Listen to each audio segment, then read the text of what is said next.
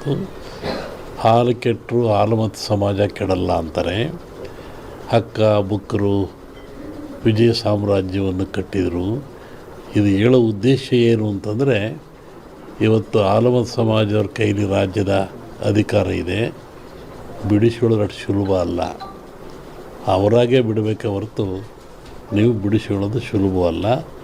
ಮುಂದಿನ ವಿಚಾರವನ್ನು ಯುಗಾದಿ ಮೇಲೆ ಹೇಳ್ತೀನಿ. ಹಾಗಾಗಿ ಒಂದು ಭವಿಷ್ಯದ ಚಿಂತನೆ ಏನು ಅಂದರೆ, ನಮ್ಮಲ್ಲಿ ಎರಡು ಭಾಗ ಮಾಡ್ತಾರೆ. ಒಂದು ಸಂಕ್ರಾಂತಿಯ ಭವಿಷ್ಯ, ಇನ್ನೊಂದು ಯುಗಾದಿಯ ಭವಿಷ್ಯ. ಸಂಕ್ರಾಂತಿಯ ಭವಿಷ್ಯ ರಾಜರಿಗೆ, ಮಹಾರಾಜರುಗಳಿಗೆ, ದೊಡ್ಡ ದೊಡ್ಡ ವ್ಯಾಪಾರಸ್ಥರಿಗೆ ಮತ್ತು ಅನೇಕ ಘಟನೆಗಳು ಬರುವಂಥದ್ದು ಸಂಕ್ರಾಂತಿ ಪುರುಷನ ಮೇಲೆ ಹೇಳುವಂಥದ್ದು. ಇದು ಯುಗಾದಿ ಮೇಲೆ ಬರುವಂಥದ್ದು ಯಾವುದು ಅಂದರೆ ಚಂದ್ರಮಾನ ಯುಗಾದಿ. ಚಂದ್ರನನ್ನು ಆಧಾರವಾಗಿರಿಸಿಕೊಂಡು ಮಳೆ, ಬೆಳೆ, ನಾಡಿನ ಸುಭಿಕ್ಷತೆ, ಆಗುಹೋಗುಗಳು, ರಾಜರು, ಆಳ್ವಿಕೆಗಳು, ಅವಘಡಗಳು, ದುಃಖ ದುಮ್ಮಾನಗಳು, ಸಂತೋಷಗಳು, ಇದ್ರ ಮೇಲೆ ಹೇಳುವಂಥದ್ದು ಯುಗಾದಿಯ ಸಂವತ್ಸರ ಫಲ ಅಂತ.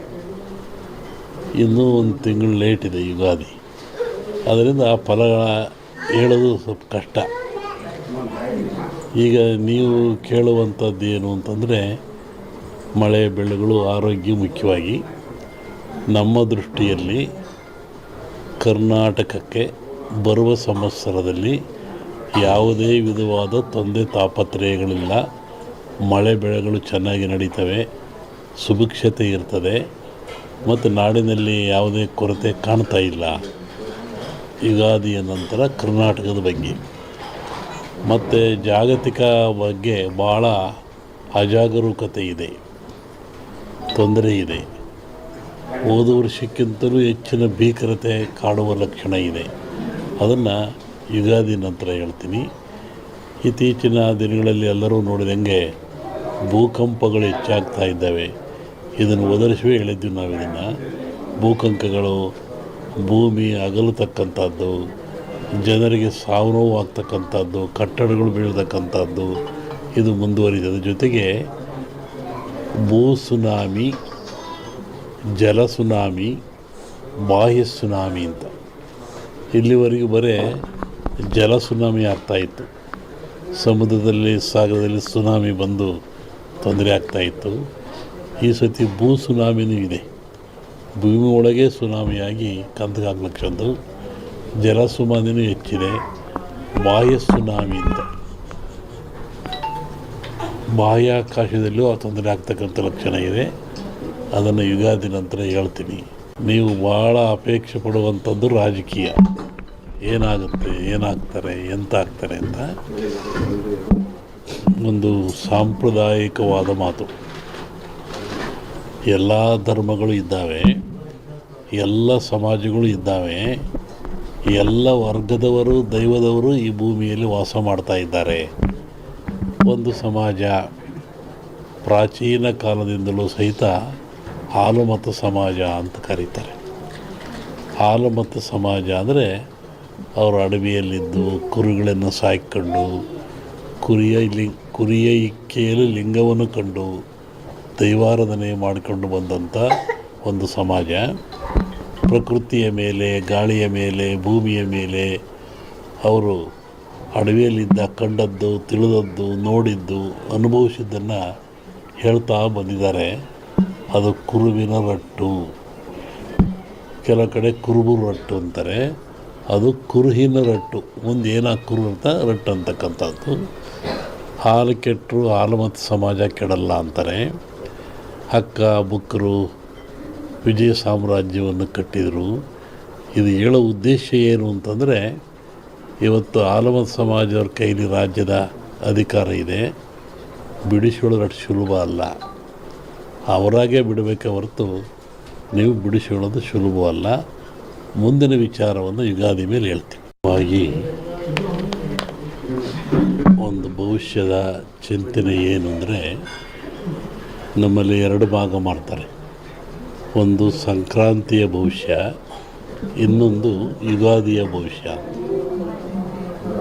ಸಂಕ್ರಾಂತಿಯ ಬಹುಶಃ ರಾಜರಿಗೆ, ಮಹಾರಾಜರುಗಳಿಗೆ, ದೊಡ್ಡ ದೊಡ್ಡ ವ್ಯಾಪಾರಸ್ಥರಿಗೆ ಮತ್ತು ಅನೇಕ ಘಟನೆಗಳು ಬರುವಂಥದ್ದು ಸಂಕ್ರಾಂತಿ ಪುರುಷನ ಮೇಲೆ ಹೇಳುವಂಥದ್ದು.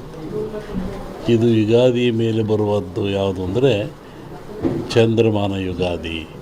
ಚಂದ್ರನನ್ನು ಆಧಾರವಾಗಿರಿಸಿಕೊಂಡು ಮಳೆ, ಬೆಳೆ, ನಾಡಿನ ಸುಭಿಕ್ಷತೆ, ಆಗುಹೋಗುಗಳು, ರಾಜರು, ಆಳ್ವಿಕೆಗಳು, ಅವಘಡಗಳು, ದುಃಖ ದುಮ್ಮಾನಗಳು, ಸಂತೋಷಗಳು, ಇದ್ರ ಮೇಲೆ ಹೇಳುವಂಥದ್ದು ಯುಗಾದಿಯ ಸಂವತ್ಸರ ಫಲ ಅಂತ.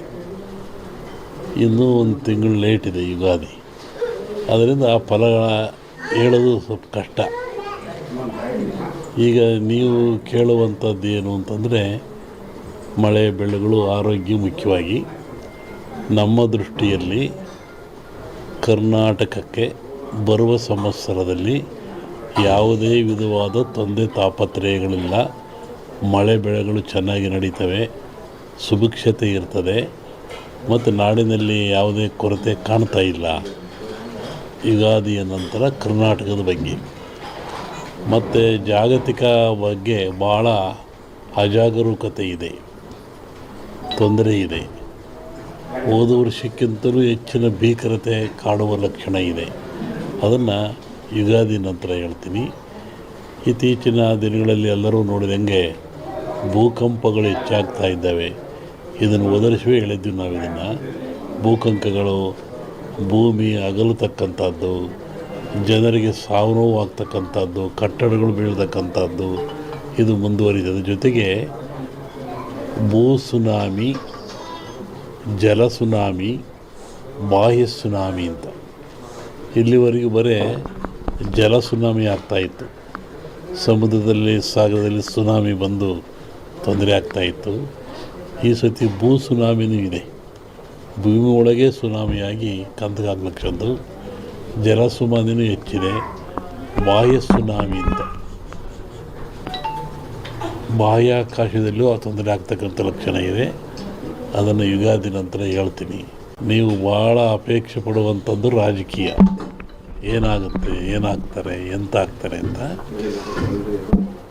ಒಂದು ಸಾಂಪ್ರದಾಯಿಕವಾದ ಮಾತು. ಎಲ್ಲ ಧರ್ಮಗಳು ಇದ್ದಾವೆ, ಎಲ್ಲ ಸಮಾಜಗಳು ಇದ್ದಾವೆ, ಎಲ್ಲ ವರ್ಗದವರು, ದೈವದವರು ಈ ಭೂಮಿಯಲ್ಲಿ ವಾಸ ಮಾಡ್ತಾ ಇದ್ದಾರೆ. ಒಂದು ಸಮಾಜ ಪ್ರಾಚೀನ ಕಾಲದಿಂದಲೂ ಸಹಿತ ಹಾಲುಮತ ಸಮಾಜ ಅಂತ ಕರೀತಾರೆ. ಹಾಲುಮತ ಸಮಾಜ ಅಂದರೆ ಅವರು ಅಡವಿಯಲ್ಲಿದ್ದು ಕುರಿಗಳನ್ನು ಸಾಕಿಕೊಂಡು ಕುರಿಯಲ್ಲಿ